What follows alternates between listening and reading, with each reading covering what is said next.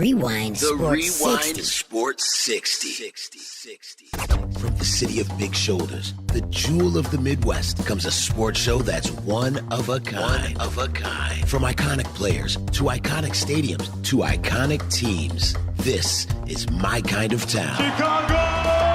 And the Rewind Sports 60 is my kind of show. From Air Jordan to sweetness to Papa Bear Hallis, this city works hard, but plays even harder. Danny Carlino and Jerry Riles bring you the Rewind Sports 60. Live. The Rewind Sports 60 starts now.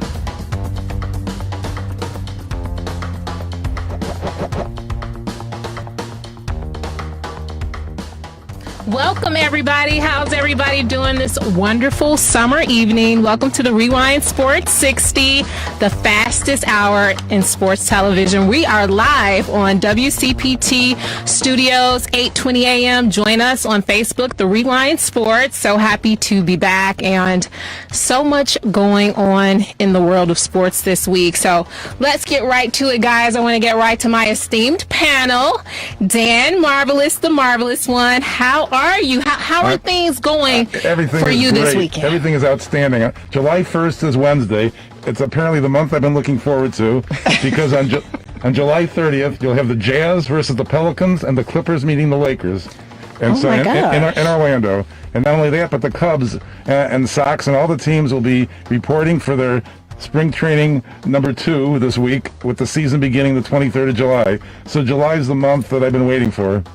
So it's really gonna happen. Yeah. Oh my gosh. Okay. All right. Until the next outbreak. Yeah. Oh, don't say that. Okay. And my esteemed co-host, the fabulous Jerry Riles. Jerry, how are you doing this weekend? I'm doing fantastic, Lauren. How are you? Good to see you. I'm good. Had a little, sabbatical, but I'm back. Yeah, like we missed you. Thank you. I mean, we just weren't ourselves. I can speak for Marvelous, no question about it. It was like, we were like twiddling our thumbs, wondering, what should we do now? I mean, Lauren's not here to pacify us and make sure we stay on track and keep things going. So all of that. You were certainly missed. Thank you. And it's good to see your beautiful. Well, I can't say beautiful smile, although I know you have a beautiful smile. But you're doing what you're supposed to be doing out there, and you got your mask on. I do. And my girlfriend, she put on Facebook that somebody mask fished her.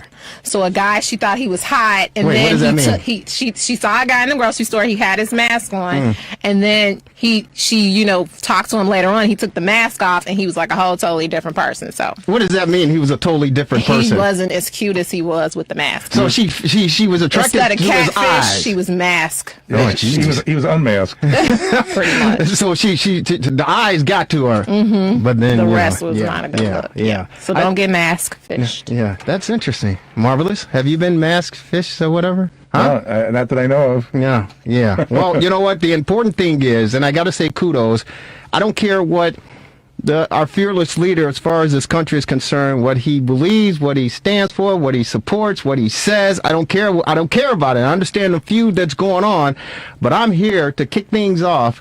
The fastest hour in sports conversation, Rewind Sports 60 WCPT 8:20 a.m.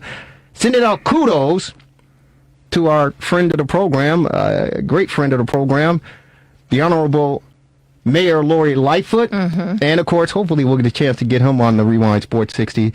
Our governor, J.B. Pritzker. Yeah, we need to. Because the numbers,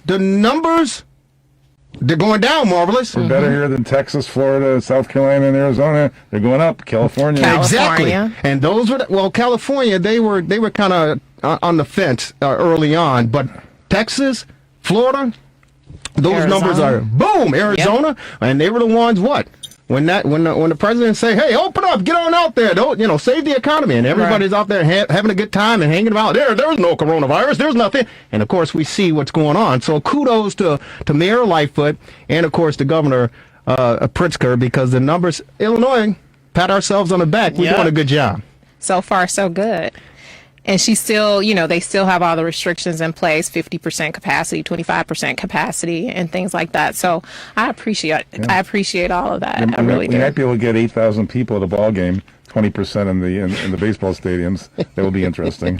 It certainly is going to be interesting. And you talked about it, Marvelous. We're looking forward to baseball hopefully, man, back in the air. Looks like we're moving forward. Yeah, well, it's going to be like an expanded exhibition season almost. Yeah, it will. I mean, 60 games on tap, and they're going to try to get, 60 games in 61, 62 days. And teams are already scheduled to report, as you talked about, July 1st, next Wednesday.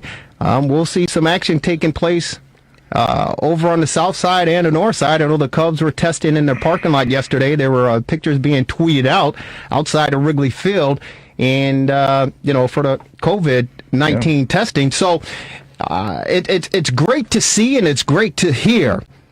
I'm just a little bit skeptical, Lauren, because we still see cases around the world regarding COVID and players contracting, testing positive for this. And Rudy Gobert, who initially kicked everything off back in March when he was joking around, and then of course he was diagnosed with it. He said he just came out and said, "Hey, 3 months later, I still can't smell." What? Yeah. He said 3 months later, I still cannot smell. So this is definitely serious, and that's why I'm skeptical, Lauren, is the fact that I want to get back to as being as close to normal as possible. But as you well know, this virus, man, it doesn't care. Your race, your color, your age, your educational background, it cares nothing about that. Right.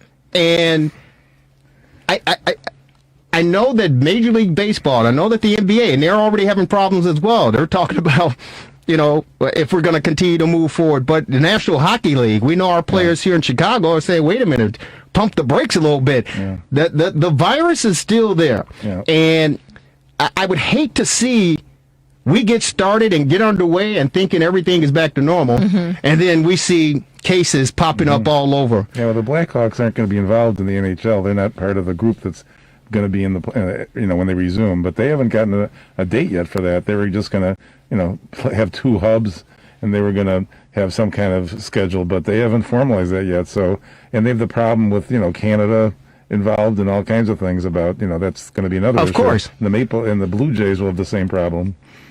16 out of the 302 NBA players tested positive. Yeah. That's alarming to me. And it's not, in terms of percentage-wise, it's not huge, but it really speaks to the fact that, this is something that absolutely is still an issue. Yeah. And even though some of the phases that, have changed and things like that, the overall emphasis, now is not the time to let up. And I even have to be cautious of that myself in terms of switching up things a little bit. You need to be just as rigorous as you were several months ago now, so that, we don't end up going back to the phases like they've done in some of the other states. Yeah. It seems like masks and social distancing will be the norm until when there's a vaccine. Well, the important thing is, I know that people are they're wearing their mask, and as far as I've gone to several grocery stores, I was at Home Depot earlier today, and I know you cannot enter into these establishments, these buildings without your mask on. And I know that there was one gentleman yesterday when I was out, he tried to enter, and they're like, no, you cannot come in. And he went back to his car reluctantly and picked up his mask, which was kind of interesting because in my opinion, it was like he was trying to slide past. How do they stop him? Do they have a guard at the door? Well, not a guard. It was just an employee checking everyone, and he told the gentleman, "Hey, you cannot enter without a mask on." And the guy turned around and went back to his car and picked it up. Let me tell you something. If you don't care about yourself, that's one thing. If you don't care about yourself, that's one thing. If you want to go play in traffic, feel free. Enjoy it. I'm not encouraging that, okay? I'm not suggesting that you do that. But if you want to bring harm to yourself, you have the right to do that. But to impose someone else's rights and their freedoms and their liberties to live, as free as a life as they possibly can, you have to respect that. As a fellow human being, as a fellow man, as a fellow woman, you should honor and respect that. And the only thing we're asking you to do is put on a damn mask. That's it. Just wear a mask. And these people are, I can't breathe with it. And that's ridiculous. And here's the other thing. I understand, and I'm happy that businesses around the state of Illinois are finally getting an opportunity to to have people come and dine in. And we were expected to have Chef Michael Bonner on of Let Us Entertain You, the great chef for Serenello's, Di Pescaro's over there in Northbrook and Pecorino's downtown. And unfortunately, he is busy. Yeah. Unfortunately for us, he can't come on because they're busy. Yeah. They are busy, which is good. It's good. But it's interesting. There was this woman who simply she didn't get it. And I wish I had the audio for it. She was complaining because I guess there are bar owners who cannot serve people, right? And so they're losing business or they can't open. And this woman, they had a soundbite, ABC 7. I think Karen Jordan was anchoring during the time. At any rate, this woman said to the camera, she goes, listen, I can't even sit outside and have a drink. She goes, this is crazy. This is totally getting out of hand. Well, here's the problem. When you're eating or drinking, it's kind of impossible to wear a mask. Wait a minute. Wait, hang on here. What are you going to do, put a hole in the mask? Yeah. This woman said, hey, wait a minute. I can't even sit outside and have a drink. This is crazy. It's getting out of hand. Hello? Hello? Well, I mean, she doesn't. She said it's getting out of hand because she can't sit out and have a cocktail. You mean People are losing at a bar? In a bar. Okay. You're right. You're right, Marvelous. Go ahead. You're right. Exactly. I said, hey, lady. I'm yelling at the television. I said, hey, lady. Hey, lady. I go, listen. Home. Yeah. Go home. Go to the liquor barn. I don't know where you live, but go to the liquor barn in Wheeling. Go to the liquor barn in Niles. Yeah. Get yourself whatever you want. You want a margarita? Get a margarita. You want some champagne? Get champagne. She wanted some hard liquor. Whatever. She can have whatever hard liquor she wants. Anything she wants, they're going to provide her at the liquor barn, Niles and Wheeling. And then what you need to do, young lady, it's hot as hell out there. It's 90 degrees outside. But I'm sure you have a nice deck. I'm sure you do. Just get your Even little though she cocktail. doesn't have a deck, she's got a sidewalk. Sit in the garage. She got a chair. Whatever. She's going out there and work it out. Going out there and sit and slip. That's all you have to do. This is getting out of hand. People are dying left and right, and she's talking about this getting out of hand because she can't go have a cocktail. Ridiculous. Are you kidding me? And people are getting sick. We know someone who got sick. They had a domestic violence event, and she was rushed to the hospital. The family couldn't even go there to see her. Right. This stuff is serious. It has really implications that reach far above and beyond the fact that you can't have a drink. People can't even see their loved ones when they're in the hospital if somebody gets sick or something like this. Yeah. This is bury serious. them, or even bury them. Exactly. Yeah. Yeah. It's. I really want people to understand and take a step back, and stop thinking about yourself. Stop thinking about yourself and think about your neighbor. Or your parents, or your grandparents, or your uncle. I mean, you know some elderly people. real. You know some unhealthy people. It's real. I mean, in schools are apparently going to open, Pritzker says, in Illinois. Well, those schools need to open, honey. Yeah. I'm tired of my child. I know. Well, Open those schools. Okay. I'm Take it sorry. easy. Then the child will bring the disease home to you. No. Take it easy. Take it easy. Open those schools back up. I'm sorry. It is the fastest hour in sports conversation. This is the Rewind Sports 60 on WCPT 820 AM. Yours truly, Jerry Riles. The marvelous one, Dan Marvin. Of course, the lovely, talented, outstanding. She's the one, the only. She's Lauren Cox. And on our TR60 hotline, we're pleased and honored to have this gentleman join us to talk a little bit about baseball. And he is definitely, if not the best in the country, he's in the top two, I would imagine. But ladies and gentlemen, he does a fantastic job. USA Today Sports, Major League Baseball columnist, Intercom Radio Sports Insider, MLB Network Insider, BBWAA, Baseball Writers Association of America, Arizona Chapter Chairman, Hall of Fame voter. He is the one. He's the only. On our TR60 hotline, he's Bob Nightingale joining us on the program. Bob, how are you? Yeah, doing well. Thank you. Hey, thank you so very much for taking some time out of your busy schedule, man. And hey, man, listen, a lot of us baseball purists are on the edge of our seats, and we're hoping, we're itching for a scratch, and we're saying, hey, is it really true? I don't know about you, Bob. You've been closely following this thing since it all started, but I know many of us in the media and, of course, fans here in Chicago, in the Chicagoland area, we have the Great American Amusement Park. And I think they have the roller coaster like the Batman or the Superman or something like that. Over the past few months, since the pandemic has hit us, and everything else that's transpired, it's like we've been on a roller coaster following this storyline as far as Major League Baseball is concerned, and we finally, I believe, see the light at the end of the tunnel. We get an opportunity to see some baseball coming up, man. How has it been for you covering this, and do you see the light at the end of the tunnel as far as baseball resuming to some sort of normalcy? Yeah, we'll see. I mean, the camp start July 3rd. We were talking about 16 guys testing positive in the NBA. That's just out of the 302 guys, in camp. In baseball, you're talking about closer to 1,800 guys show up. So I think MLB has braced themselves, for about 100 positive tests. We'll see what happens.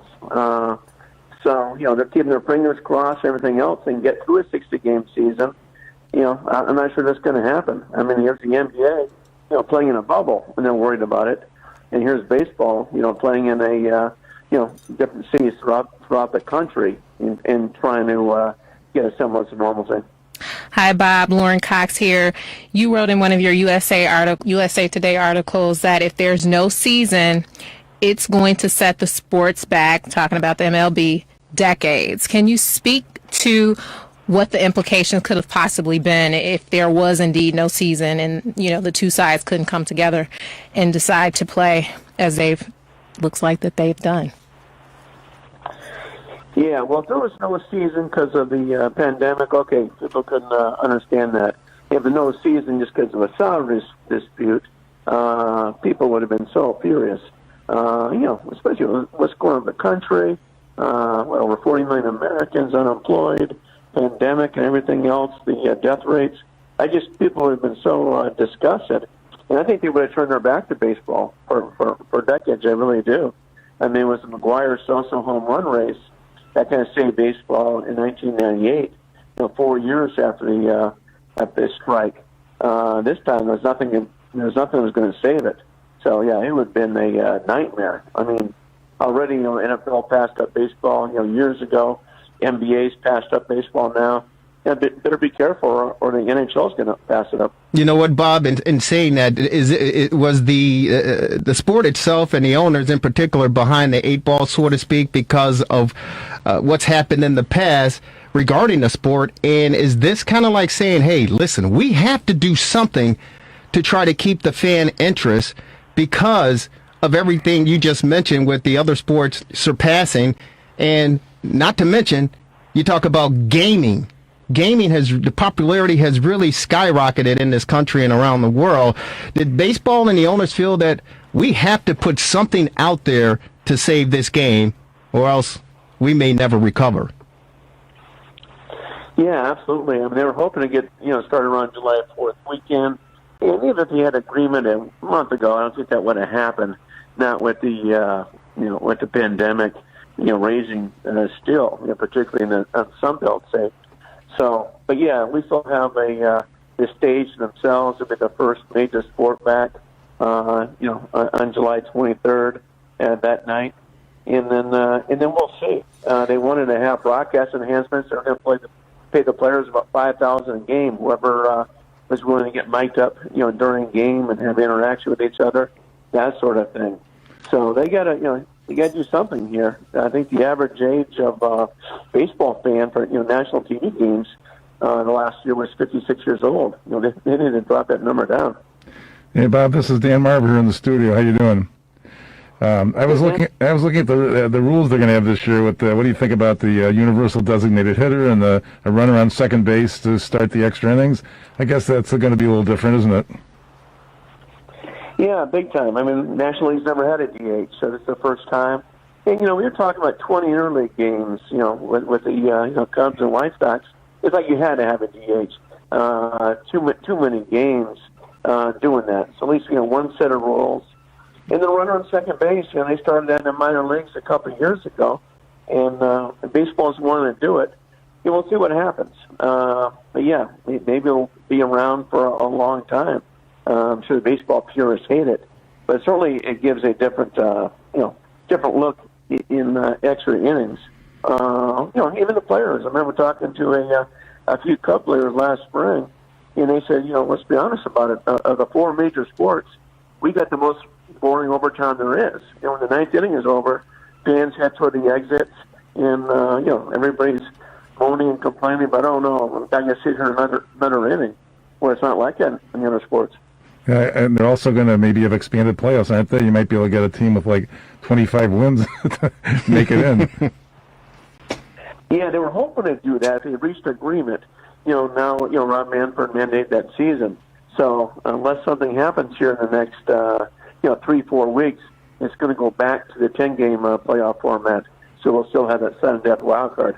We're on with the great Bob Nightingale, USA Today Sports, Major League Baseball columnist, covering the MLB. Hey, Bob, question is, and we talked about the numbers as far as the pandemic is concerned and the possibility of testing positive for COVID-19.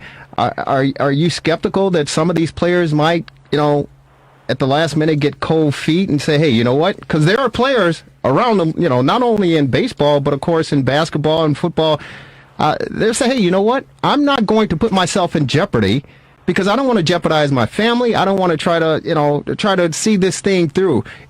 How much effect will that have on the game and teams respectively moving forward when players are questioning what's going on and they have the option to get out of this thing if they don't feel safe? And be paid. Yeah. Yeah. I don't think we're going to have the same number as we have in NBA.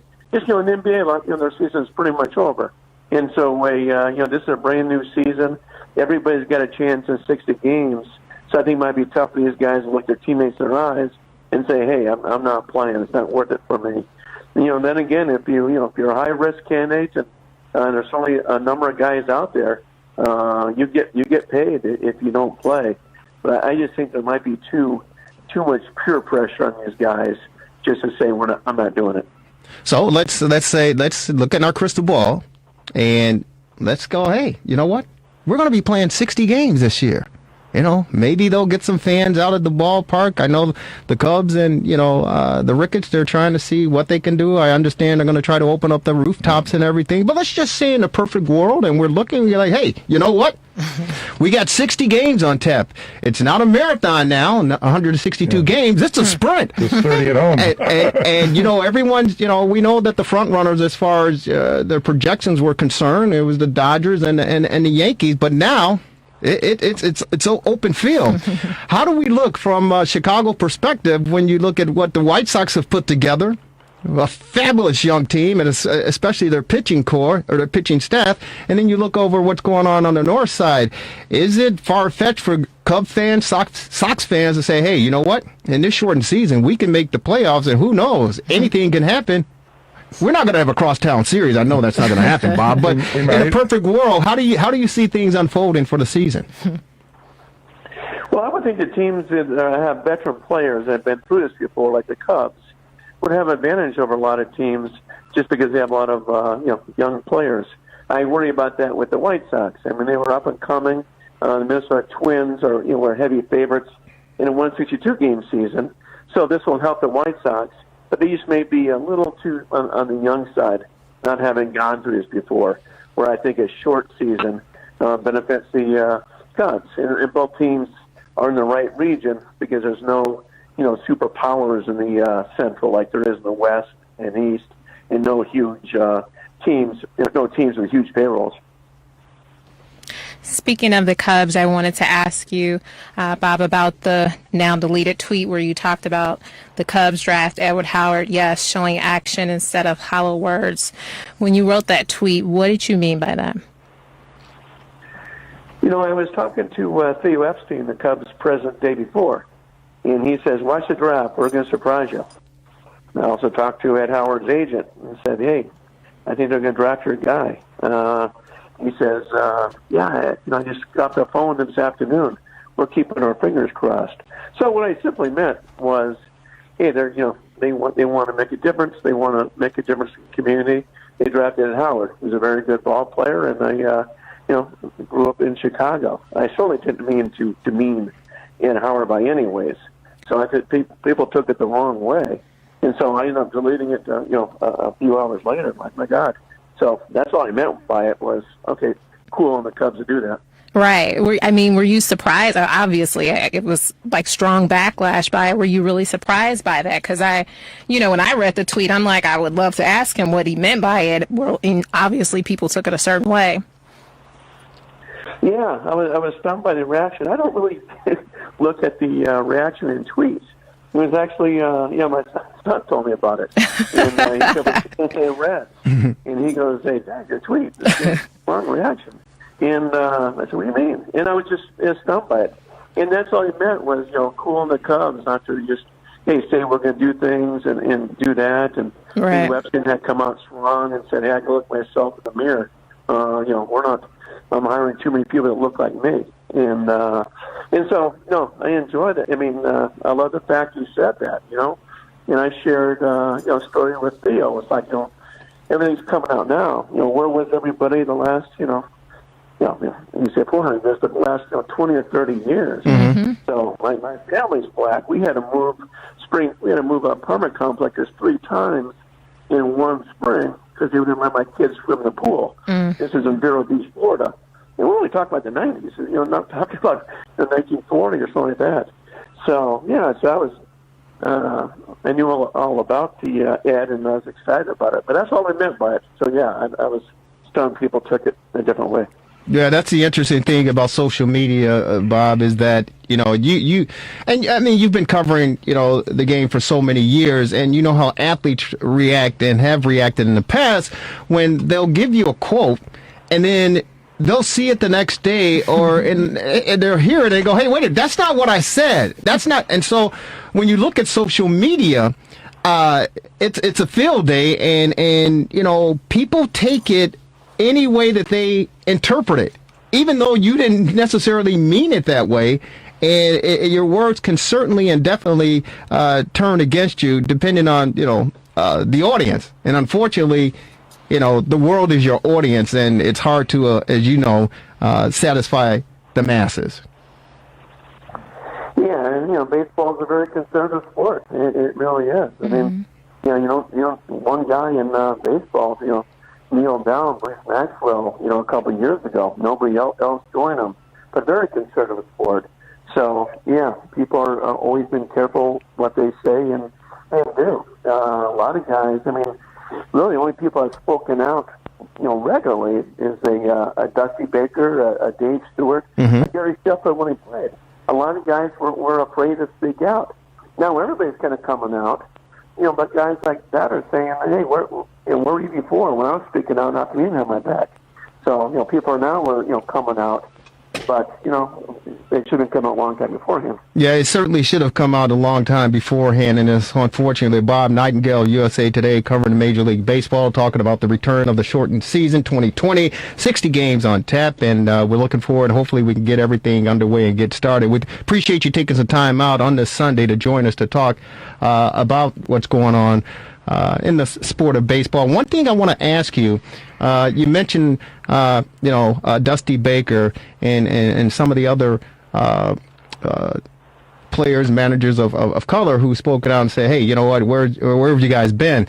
It's interesting because I was fortunate and blessed enough to, follow the Cubs and follow the White Sox, but in particular during Barry Bonds, when his tear was taking place back in, 98 and 2000, all of that with the home runs and everything.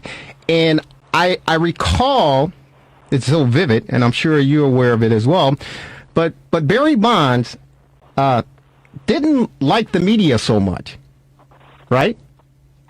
Right, correct. Why, first of all, let me hear you, why you think that, or maybe but why do you believe he did not like dealing with the media at all? That was his persona. I always got along very well with him. We went to the same school in the state and knew one of the Pittsburgh Pirates days. And I think you need that edge. I remember covering the one stint the San Diego Padres, and Tony Gwynn, who was like one of the most likable guys you'll ever meet in any sport. I said, "Hey, Barry, just try to be nice to the media. Try to be nice to other opponents in the field. It's going to make your life so much easier." And he goes, "Okay, good advice." And then 2-3 weeks later, he came back and said, Tony, I tried it. I can't do it. I got to be this type of guy just to have that edge. Mm-hmm. So that was him. I think that's what helped make him, the home run hitter of all time. Well, it's interesting that you share that story because, yeah, he it was his demeanor. There's no question about it. But we've heard stories, or at least I've heard some stories, that one reason he didn't take too kindly to the media was the fact that his father, Bobby Bonds, you talk about the legends and Willie Mays and Hank Aaron and the likes of all who came up through the ranks when you talk about, black ball players playing in the 60s and the early 70s and the type of treatment that they experienced. And with his, relationship with all of these former African-American ball players coming up, during the civil rights movement and even before that, he heard of the horror stories and he felt that, I believe he felt upon himself that, you know what? I'm going to do my talking with the bat, but I'm not going to support the media because you guys, and when I say you guys, the white media didn't treat us kindly as far as the black ball players who led the way or paved the way for him. And so he's like, I don't have to talk to the media. I don't care about that because I've seen him and you've seen him. I've heard him. And he is a great guy because I talked to him. I have never had a problem with him. But I know I've seen him address the other media corps, the white media, and he literally ripped their heads off with expletives flying left and right. And I believe it was partly due for the fact that he felt he needed to pay back what was happening or what happened to those former ball players who came before him. And that was his position throughout his illustrious career. And he has later come on after retirement and say, hey, you know what? I wish I'd handled things differently. Yeah, it might have been more with his dad, Bobby Bonds. Bobby Bonds, I don't think he had a good relationship with the media. So, Barry grew up in the clubhouses. I think he saw that. Mm-hmm. Obviously Barry came up in that's what, Dusty Baker knew that family well from Riverside. And obviously because of Bobby Bonds, had plenty of money and everything else. And I don't think he suffered any treatment. Arizona State, very liberal school, no problems. But I think it might have just been, this is what my dad thought of me. I'm going to go along with this way too. And I'm seeing him, act that way toward no matter what color the media was. But that was just him.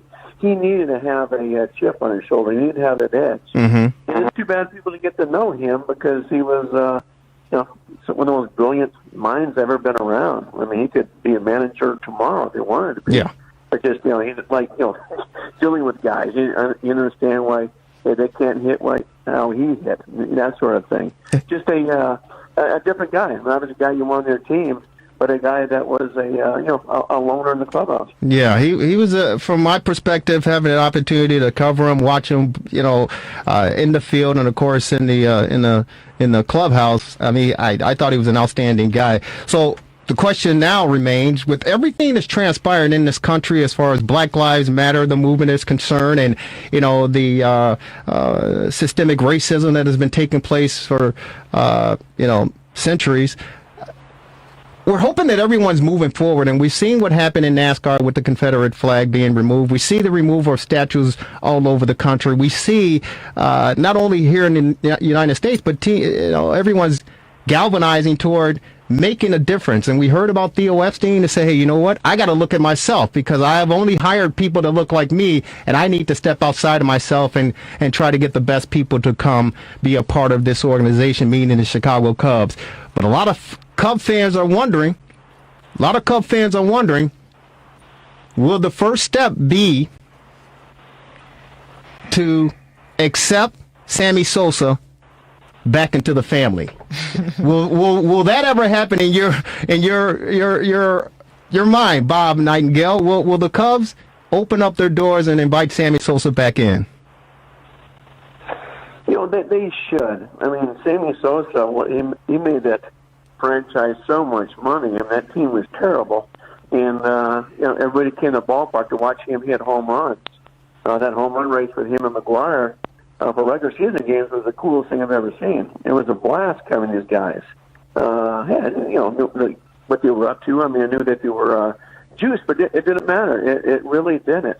And I think it's, kind of ludicrous for the Cubs to say, well, we'll invite him back if he says what happened, what he did. Hey, Sammy Sosa testified in front of Congress. If Sammy Sosa says that it comes out and says, yeah, I was doing PEDs along with, half of baseball, someone from Congress can say, you know what? Hey, we'll get you right now for perjury. So there's no way in the world he could do that. Right. And it was a wild west. There's so many guys in the Hall of Fame, that have done PEDs. They just weren't as great as some of these other guys. So, I vote for Sammy Sosa every year. Bonds, Clemens, what have you. That's what it was. Yeah. It's like driving along the freeway. There's going to be no cops around for 100 miles. You're not going 55 miles an hour. The great Ozzie Guillen, 2005 manager of your World Series Chicago White Sox, say, hey, man, if you ain't cheating, you ain't trying. He didn't actually say it like that because you barely could understand what he was saying. But in essence, he was saying, if you're not cheating, you're not trying. And those, hey, you know what? It's like baseball turned a deaf ear and a blind eye during that steroid era again to try to save the sport because fans were going the other way. And I'm hoping, Bob, that we can get through a 60-game shortened season here, and I hope the fans will come back. But it's a lot to ask fans after so much that they've endured over the years with this sport to once again to sit down in front of their tubes or who knows if they're going to get an opportunity to go out to the ballparks, but to spend 3.5 hours of their day watching baseball, Wearing a mask. Yeah, I don't know if we'll have fans. I really don't. I mean, I remember the Texas governor said, oh, yeah, we'll have fans, 50% capacity. Now they get shut down in restaurants and bars. So you just never know with the pandemic. I'd be a little surprised if we have fans at all, at least during the regular season. So they better, be entertaining on TV. At least the games count a lot more. In that 60-game season, so every game counts the same as 2.7, like a regular season. So I think that will keep more people interested, just because of the urgency of it. Now, because you're a member of the Baseball Writers Association of America, you'll have an opportunity to actually go to the games and cover in the press box. I know they're just going to. It's not going to be open to the mainstream media, so to speak. It's only, I guess, respective media people who are going to get an opportunity to cover these games. Is that right? Yeah, they're going to limit the media availability to 35 people in the press box. And then, we won't be close to a player. They're going to do Zoom calls with a manager and player before a game, manager and, whatever players, play a role in the win or loss after a game. And that's it. So, there won't be much more access than just sitting home on your living room couch and watching a game on TV. Yeah. So are you guys going to be tested every single day going to the ballpark, or how's that supposed to work? What have you found out? No, we won't be tested. They'll take their temperature. So I think if you're over 100.4, almost like going to a doctor's office, you're not allowed in. So anything less, you're allowed in. But yeah, so the media won't be undergoing COVID tests or anything like that. The players will be every other day. Yeah. Well, hey, man, we appreciate you taking some time out. Thank you so very much. You do fantastic work, and it's great to have an opportunity to chat with you, man. And we'll certainly continue to follow you. And if anything else develops, we'll be blowing up your phone, my man. All right, my pleasure. Thank you. Thanks, Bob. Bob, thank you so much. Take care of yourself. Bob Nightingale from USA Today joining us on the Rewind Sports 60 on our TR60 hotline, talking MLB shortened season. I hope the Cubs, and I hope they're listening, but and they are, I hope the Cubs, let bygones be bygones and Bring Sammy back. We got to find Sammy first, because this new guy, that don't look like Sammy Sosa to me. Stop it. Stop it. Where's Sammy? Sammy, the stop real it. one. Yeah, because think about it, Marvelous. Yeah, you recall this. You probably were in the stands when all this stuff was taking place, because you're not a season ticket holder. You just have tickets. Virtual, yeah. But I remember this clear as day. The question in '98 with the race: did Sammy hit a homer That was the first question. And the second one was, did the Cubs win? That was it. Well, nobody cared. Here in Chicago, they didn't care about McGwire. Yeah. They said, did Sammy hit a home run? And did the Cubs win? Well, at the end, they were battling for the number one spot. But yeah, that's absolutely correct. It's interesting too when you talk about people taking their temperatures taken. I think you could beat that with a few Tylenols. Well, that's what they were saying. That's what they were saying. And my other concern is that think of Dusty Baker. He's 71 years old. They have managers that are probably going to be in the risk category, such as Dusty. Yeah, I mean, they will be. So, I mean, baseball is going to test these guys out. In the Cubs, we talked about it to start the show. They had, I think, 30 players in the parking lot over at Wrigley Field this weekend testing them because they're, coming back to, the friendly confines. And, of course, the White Sox are doing the same thing over at Guaranteed Rate Field. But they have to take every precaution as they possibly can to make sure that these guys are as healthy and as safe as they possibly can be. Because I know, and just like this country, nobody wants a setback. I know. Well, the NBA is going to be all in one place. That's the other thing. As Bob mentioned, in Orlando, here they're going to be actually moving around St. Louis, Cincinnati, Chicago. Right. So that's going to be another issue. Yeah. And at least in the Central, they don't go too far. But look at the West. They have the Texas teams with Seattle. Mm-hmm. Yeah. Yeah, we certainly do. So it's going to be interesting to see how all of this develops. But I am looking forward to, hopefully getting an opportunity to see some semblance of baseball. Black Lives Matter. Say it. Can't you say it? Black Lives Matter. We should be saying it every day. It's not political. This is not a political statement. It's a human rights statement. It's a fairness statement. Over the last couple months, I have had an opportunity to see more, to listen more, to think more, and to understand at a deeper level. So have you. Yeah, so have you.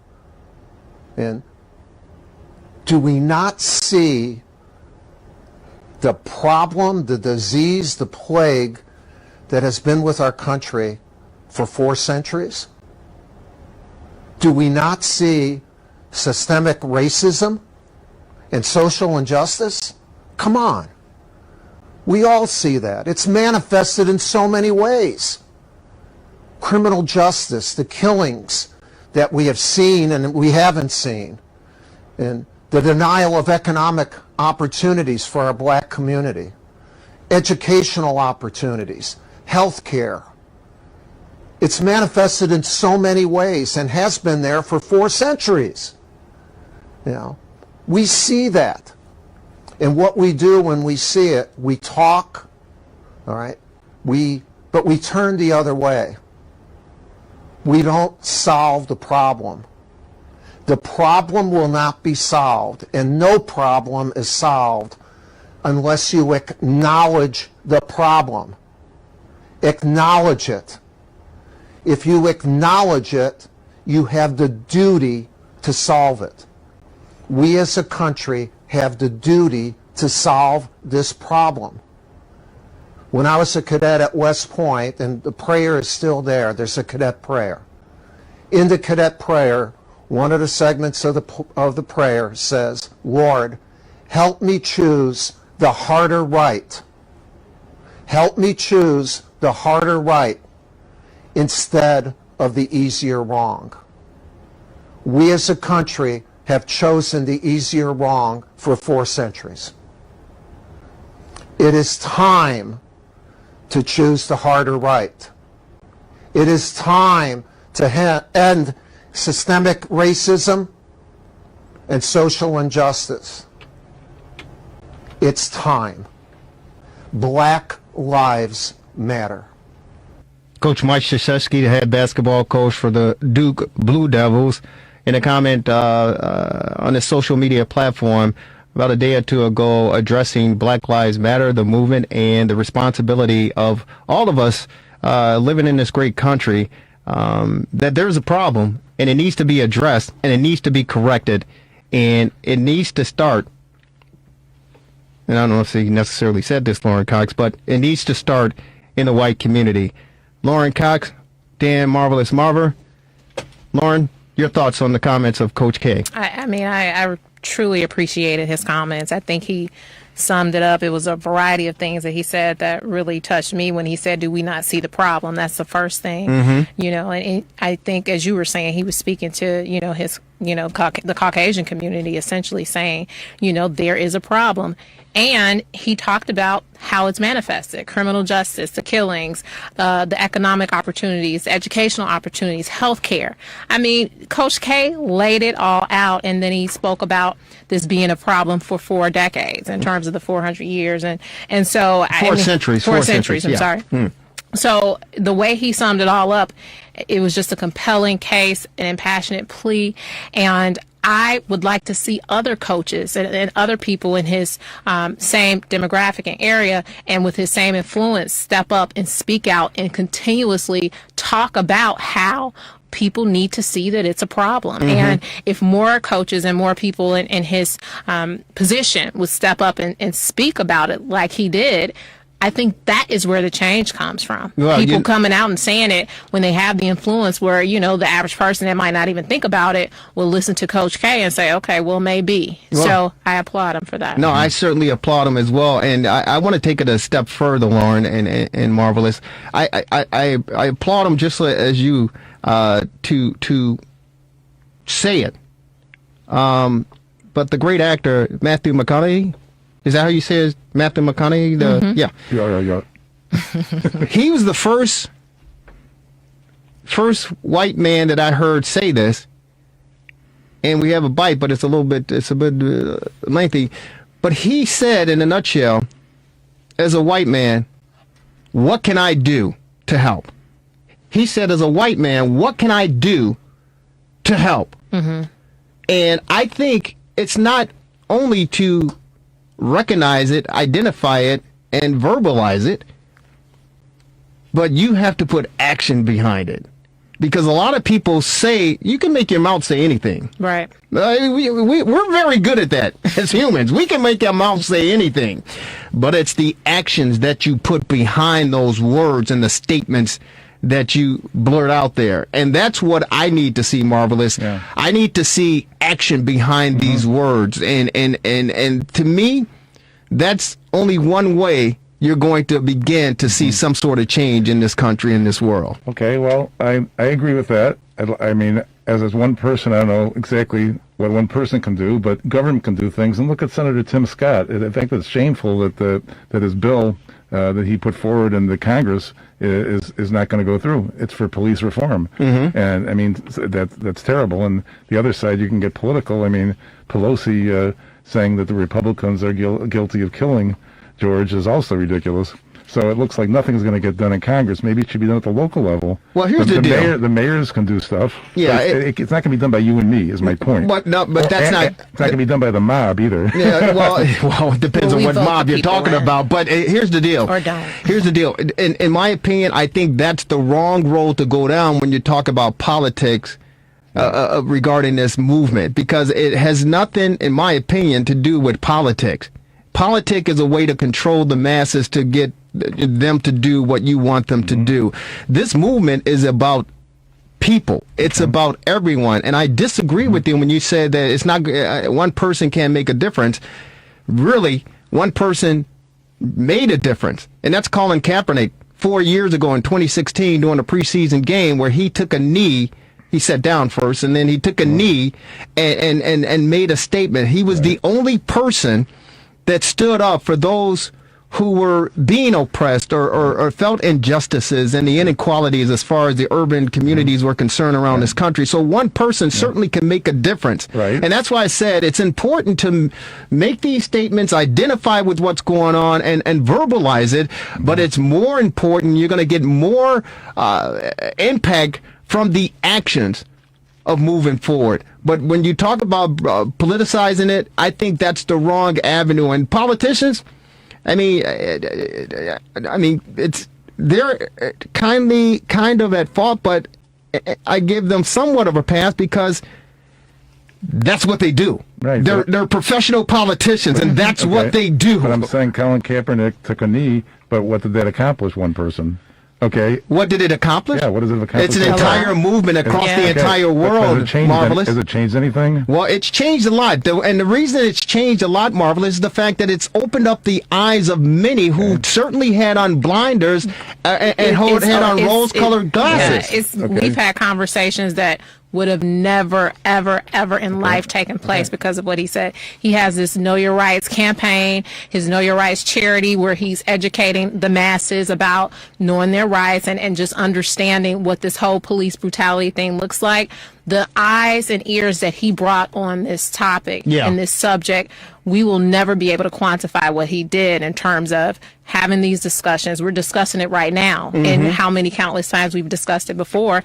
And speaking of Colin Kaepernick, they're saying there's a lot of NFL rumors swirling around right now that a lot of teams are interested in him. Yeah, of course. And there's, swirling around his inner circle. Los Angeles Chargers coach Anthony Lynn said Kaepernick is on the team's workout list.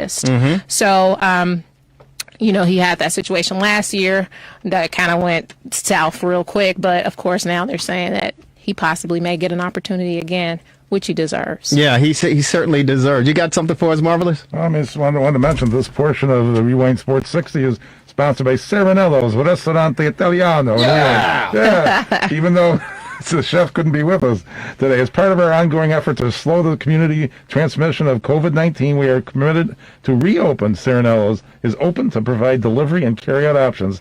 Let us come to you, get your favorite dishes delivered in a flash, curbside menu, carry-out menus, order delivery. Give Serenello's a call today at 847-777-6878. I think they're open inside now, aren't they? Yeah, they are. They're located at 601 North Milwaukee Avenue in Wheeling. Our buddy, tell Chef Michael Bonner and his team, the Rewind Sports 60, encourage you to support local by ordering online. Remember to stay safe and practice social distancing. Yeah, definitely. Chef Michael Bonner was expected to join us, but he's busy. He's busy. They're feeding folks over there. If you haven't had an opportunity to get some Sunday meal inside your gut, go on over to Serenello's, located in Wheeling, right there on the corner of Lake Cook Road and Milwaukee Avenue. Lauren, what do you got for us? I'm just, again, wanting to see how everything is going to pan out with the NBA starting back as well. It was interesting to me that some of the players decided to opt out of going into the quote-unquote Disney bubble. Avery Bradley, specifically in LA, said, he has a child that has some respiratory issues. And so he made the difficult decision to sit out and possibly not get a ring because of the COVID-19 and the risk for ring. So I just wanted to ask you guys, what do you think about the fact that some of these players, he's not the only one, decided to forego their opportunities and forego the season, the remainder of the season, as a specific health concern for their families. You said it right there. It's a health concern. God bless them. I'm not going to put anything above my family and our health. Because let me tell you something. And Marvelous, maybe you can attest to it as well. Lauren, believe it or not, I'm not as vibrant and active as I used to be, right? Really? No. So health. No way. Your health. There's no substitute for health. Okay. Right. There's none. Exactly. So I commend these players that say, hey, you know what? I'm not going to jeopardize my health, my family, or anything like that. Yep. I commend them. Anything else before we get out of here?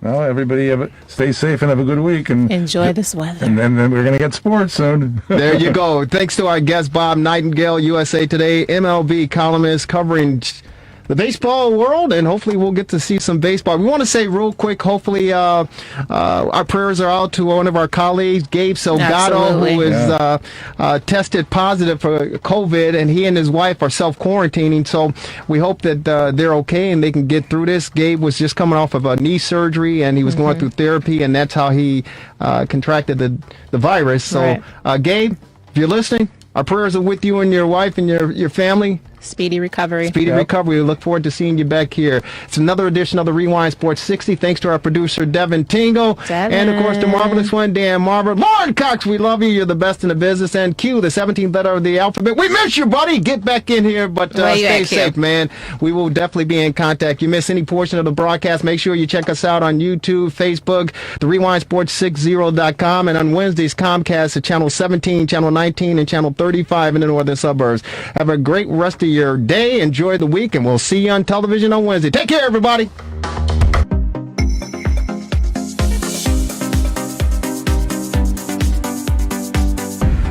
The Rewind Sports 60.com.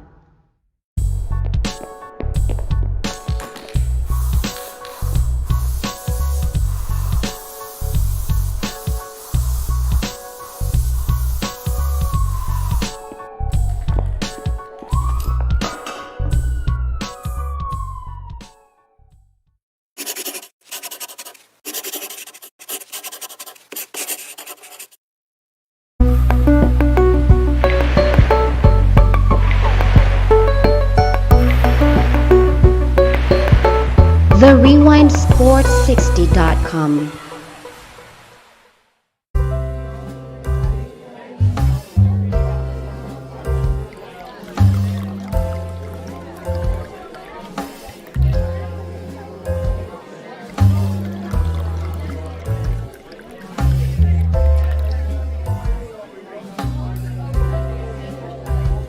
The Rewind Sports 60.com.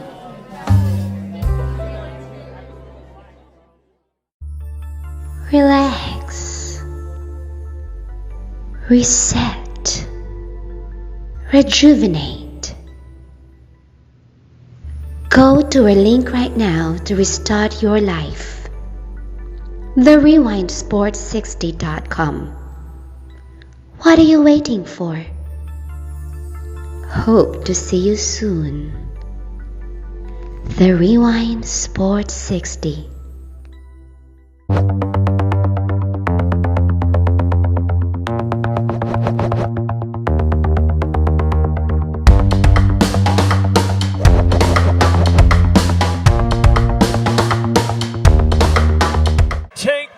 To the ball game, Hall of Famer Andre Dawson. All right. Let's hear it from the greatest fans ever. On three. 1, 2, 3. Take me out to the ball game. Take me out to the crowd. Buy me some peanuts and Cracker Jacks. I don't care if I ever get back Forest Root. Root for the Cubbies. If they don't win, it's a shame. For it's 1, 2, 3 strikes, you're out at the old ball game. Hey, let's get some runs. Thank you.